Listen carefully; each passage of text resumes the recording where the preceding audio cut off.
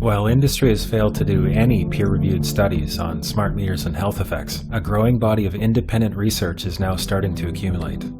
In our second set of tests, we're using the smart meter. Before the exposure, we see the same thing as we saw in the first samples. Normal cell walls, fairly separated and looking healthy. So after 2 minutes of exposure in front of the smart meter at about 1 foot away, we see a totally different story. Sample 1, you can see a lot of degradation in the cells. The cell walls have been broken, and you see changes in the cells which are called mycoplasma. It shows a mutation to the cell. In the second sample, we see a different type of degradation to the cell membranes. You can see a corrugation here. This is called bottle cap formation, and it's known that this occurs due to oxidation or exposure to free radicals.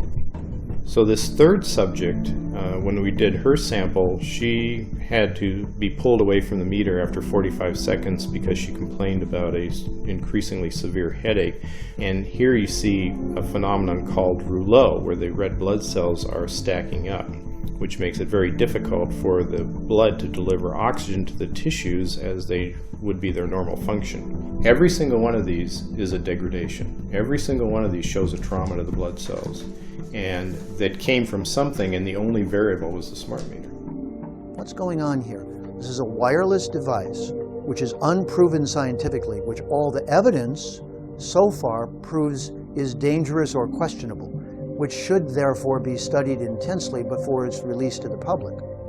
Clever people called the technology smart to make it seem intimidating so no one would question it. Some smart ad man came up with that and got paid $300,000 to call it a smart meter so you would feel less knowledgeable, which they know we feel, and then you wouldn't question the smart people putting it in your house. So I call them not smart meters, dangerous meters.